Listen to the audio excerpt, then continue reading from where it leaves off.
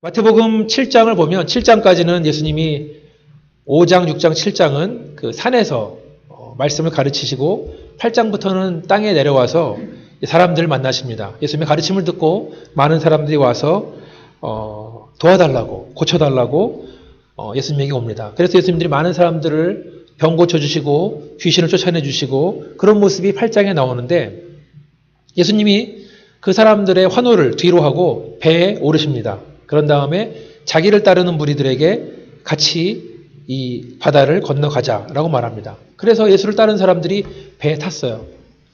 배가 출발을 했는데 문제가 생겼습니다. 이 갈릴리 호수 아니면 바다라고 말을 하고 있는데 폭풍우를 만난 것입니다.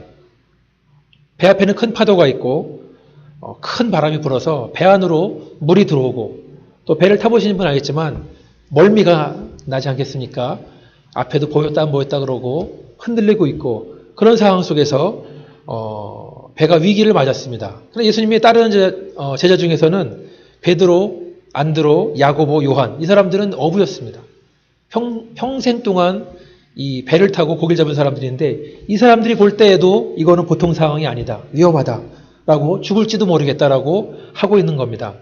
성경에서는 이 바다는 여러 가지 의미 중에 바다 혹은 깊은 물속이라는 것은 죽음을 의미하고 또 혼돈을 의미합니다. 예수님이 그 표적을 보여달라 그러는 바리새인들한테 요나의 표적밖에는 보여줄 게 없다 그랬었는데 요나를 보면 요나가 불순종해서 하나님 말씀 듣지 않고 니느웨로 가지 않고 다시스로 가는 배를 탑니다.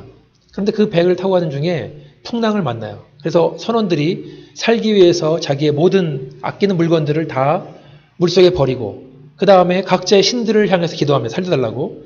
그런데 그 사람들이 이 배 밑창에서 잠을 자고 있는 요나를 발견하죠. 흔들어 깨운 다음에 너는 왜 가만히 있냐? 너도 너의 신에게 기도를 하라고 하는데 요나는 이 풍랑이 왜 오는지를 알고 있습니다. 내가 불순종을 했고 하나님 말씀을 거역했기 때문에 이렇게 된 거니까 나를 바닷속에 던져라. 처음에는 던지지 않다가 제입복귀를 했는데 나중에는 이 요나가 걸리죠. 그래서 물속에 들어가는데 요나가 3일 동안 물속에 있을 때 물고기 뱃속에 있었는데 그 3일 동안의 기간을 죽음으로 해석하는 경우도 있습니다. 예수님께서 3일 동안 죽으시는 것을 요나의 이 표적으로 말씀하시는 부분이 있습니다. 그래서 이 바다는 이 사람들에게는 죽음, 혼돈, 그래서 지금 목숨을 잃을 지경이 된 겁니다. 그런데 이 예수를 따르는 사람들 입장에서 생각해보면 참 당황스러운 일이에요. 왜냐하면은 예수를 따라가면 좀 더 나은 삶을 살 줄 알았는데 예수를 따라가면 안전한 삶을 살 줄 알았는데 멋 모르고 예수를 따라갔다가 지금 죽을 위기에 처한 겁니다. 오늘 본문 그 앞부분에 있는 말씀을 보면은 예수님이 선지자를 만나고 또 제자 중에 한 명과 대화를 하는데 이 사람들이 말하는 것은 내가 주를 따르겠나이다. 선지자가 이 서기관이 말하니까 예수님께서 내가 가는 길은 환영받는 자리가 아니다. 화려한 길도 아니다. 사람들이 알아주는 길도 아니다. 잠자리도 인류 호텔이 아니다. 그래도 오겠느냐라고 물어보시는 장면이 있고 그 다음에 또 제자 중에 한 사람은 내가 주를 따르겠는데 내 아버지의 장례를 마친 다음에 가게 하소서 말하니까 예수님이 지금 나를 따라야 된다. 죽은 자들로 하여금 죽은 자를 장사하게 하라. 그렇게 해서 따라왔거든요. 따라왔는데 기껏 자기의 어떤 집 일들을 다 뒤로하고 어떤 사람은 자기의 배를 두고 그물을 두고 부모를 두고 따라가고 있는데 그 배에서 지금 풍랑을 만나고 있는 겁니다.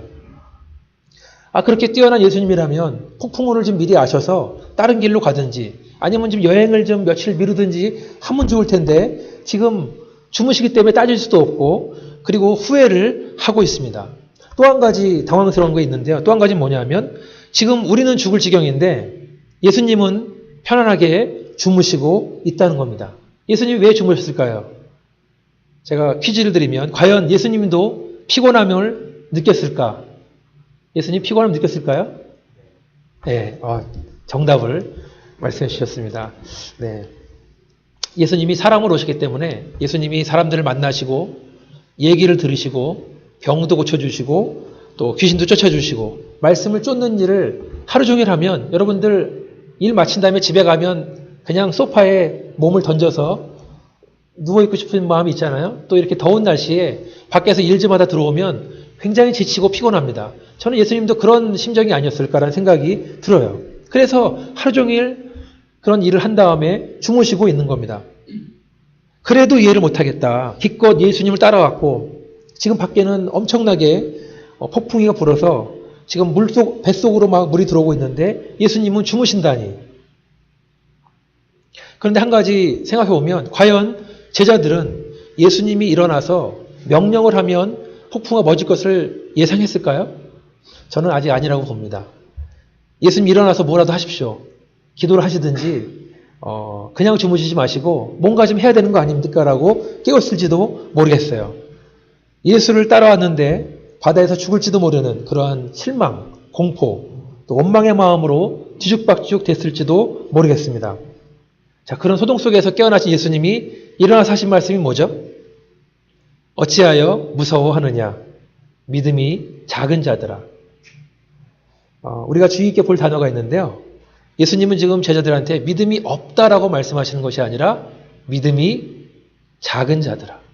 믿음이 있긴 있는데 조금 부족하다는 거예요. 믿음이 있긴 있는데 부족한 믿음. 그것은 하나님을 아버지라고 믿고 예수를 따르기는 하지만 아직까지 세상 일들로 염려하고 있는 믿음을 저는 작은 믿음이라고 해석을 하고 싶습니다.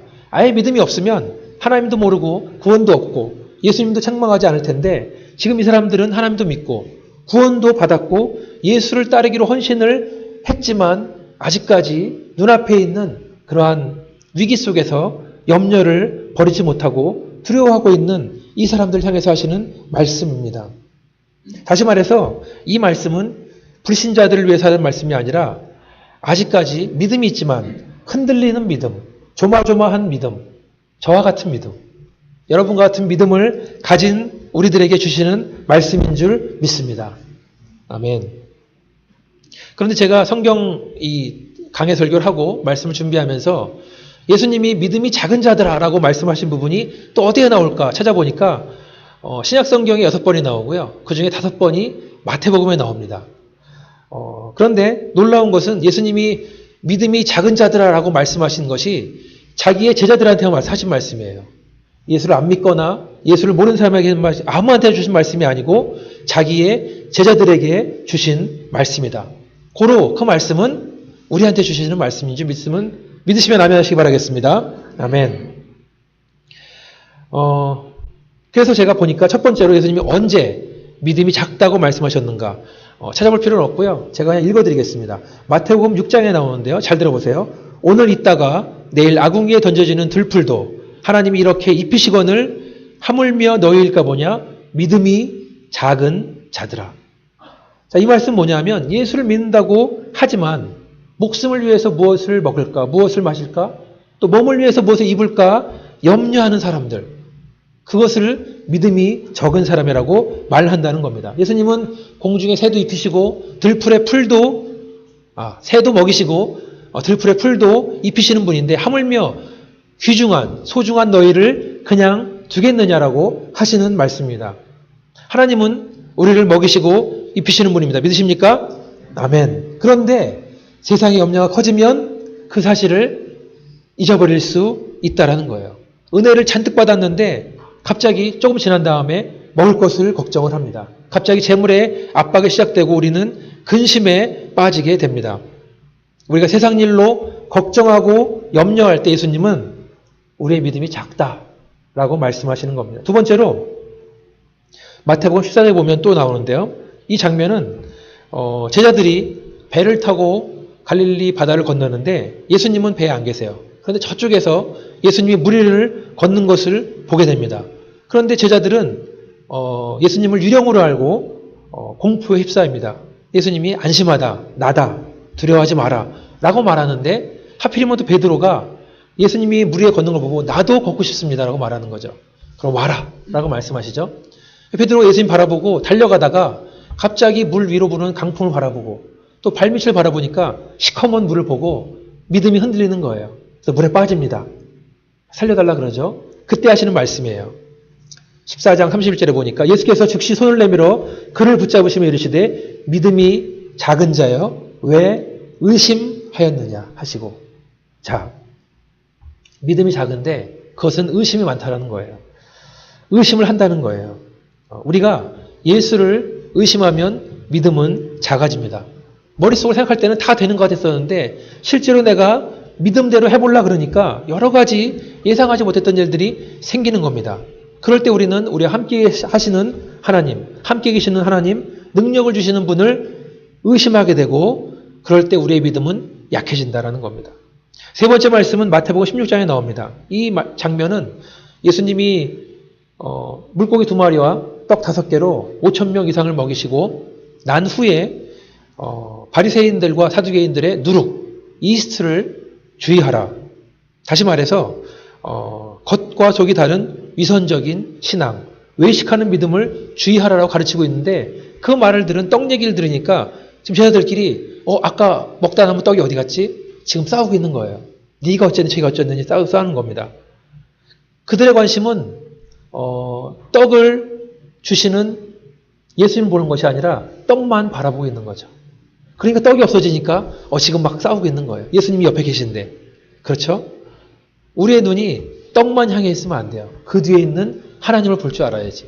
마치 요새 한국에서도 달을 가르치는데 손가락만 쳐다본다라는 말이 있죠. 달을 봐야 되는데 기적을 행하시고 우리를 먹이시는 예수를 바라봐야 된다. 그래서 얼마 전에 그런 5,000명이 먹는 기적을 체험했는데 지금 그 사람들이 이걸 잊어버린 다음에 떡을 가지고 싸우고 있는 겁니다. 그들에게 하시는 말씀 16장 8절에 보니까 예수께서 하시고 이르시되 믿음이 작은 자들아 어찌 떡이 없으므로 서로 논의하느냐. 제자들은 예수님이 떡을 5병의 기적을 행하시는 것을 눈으로 방금 처음 했는데 그걸 금방 잊어버리고 또 믿음이 작다는 말씀을 듣게 됩니다. 마지막 장면은 마태복음 17장 20절인데 제자들에게 자기 아들이 어떤 사람의 아들이 간질병에 걸렸습니다. 그래서 불에도 넘어지고 물에도 넘어진다. 그래서 그 아들을 지금 제자들에게 데리고 온 거예요. 고쳐달라고. 근데 아무리 기도해도 낫지를 않습니다. 예수님이 오셔서 기도해 주니까 귀신이 떠나갔다. 그것을 보고 나중에 제자들이 물어보죠. 어떻게 우리가 할 때는 낫지 않고 예수님이 하니까 납니까? 그때 주신 말씀 17장 20절에 보니까 이르시되 너희 믿음이 작은 까닭이니라. 믿음이 작은 까닭이다. 진실로 너에게 이르노니 만일 너에게 믿음이 겨자씨 한 알만큼만 있어도 이 산을 명하여 여기서 저기로 옮겨지라 하면 옮겨질 것이요 또 너희가 못할 것이 없으리라. 제자들이 아이의 병을 못 고친 이유는 믿음이 작아서다라고 말씀하시는 겁니다. 너희에게 겨자씨 한 알만큼의 믿음만 있어도 산이 옮겨질 텐데 하면서 믿음을 가져라 하고 말씀하시는 거예요. 그렇게 보면 우리가 하는 사역도 믿음으로 하는 겁니다. 음식 봉사도 믿음으로 하는 거고 주일학교 교사도 믿음으로 하는 거고 찬양인도도 믿음으로 하는 것입니다.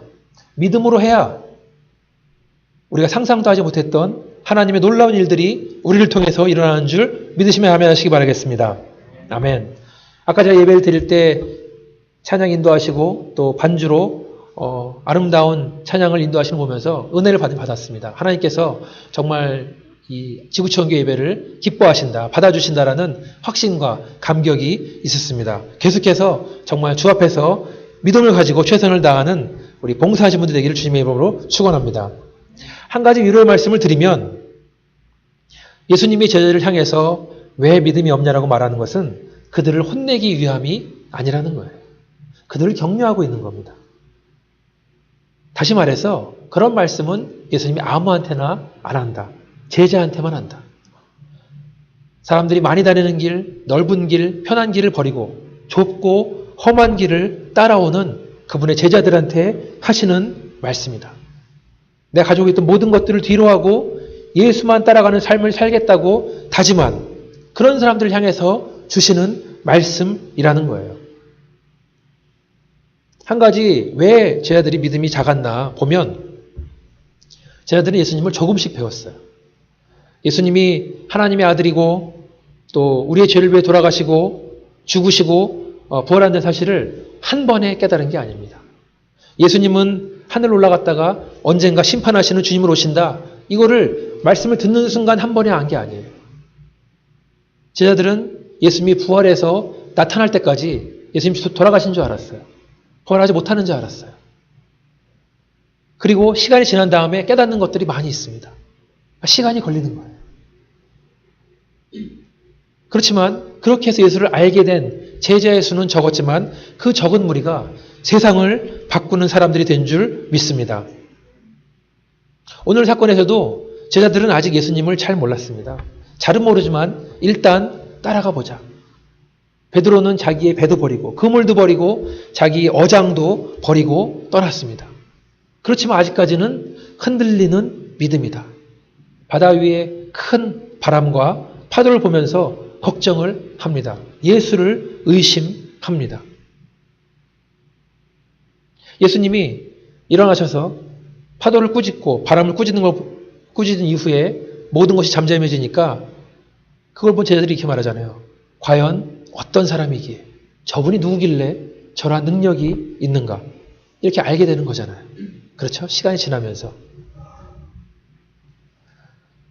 과연 우리가 따른 예수란 분이 어떤 분이길래 말씀 한마디에 그렇게 기승을 부렸던 강한 바람과 파도가 순종을 하는가? 예수님이란 분은 정말 하나님이신가 보다. 하나님의 아들이신가 보다 깨닫는 거라고 믿습니다.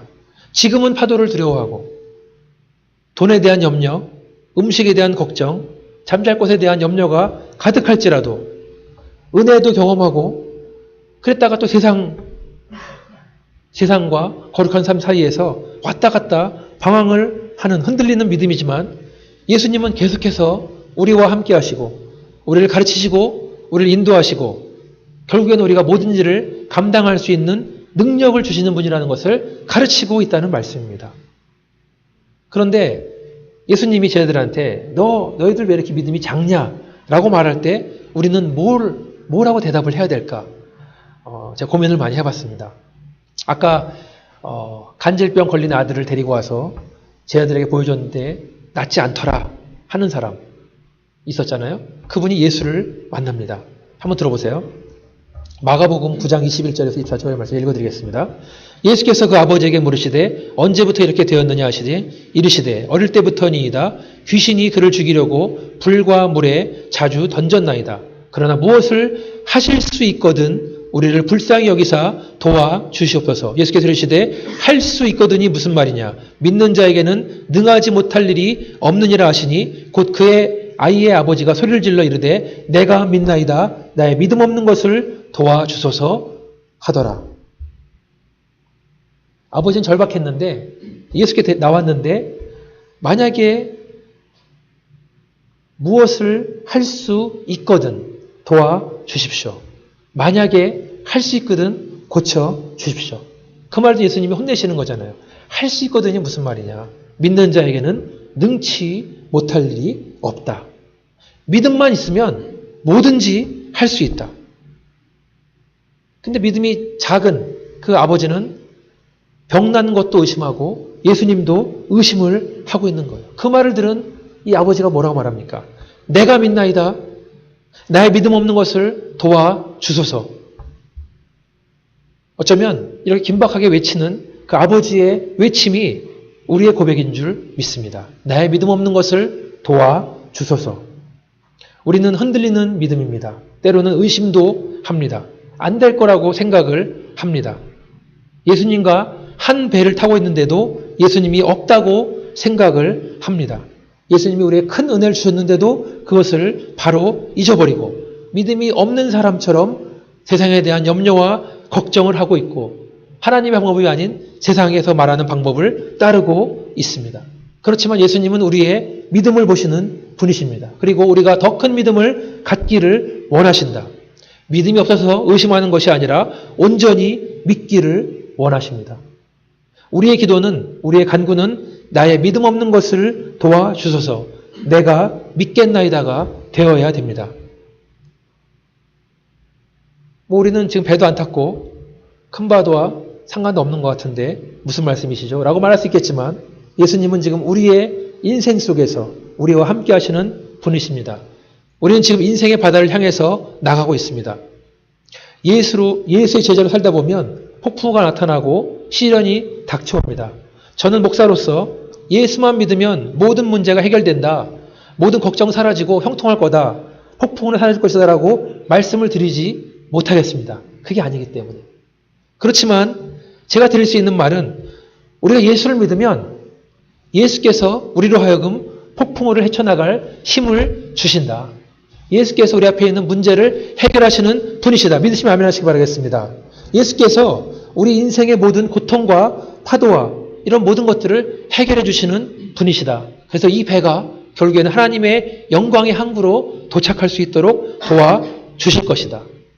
내가 믿겠나이다. 내 믿음 없는 것을 도와주소서. 주님 안에서 그 믿음의 뿌리가 더욱 깊어지시는 저와 여러분 되기를 주님의 이름으로 축원합니다. 같이 한번 기도하시겠습니다.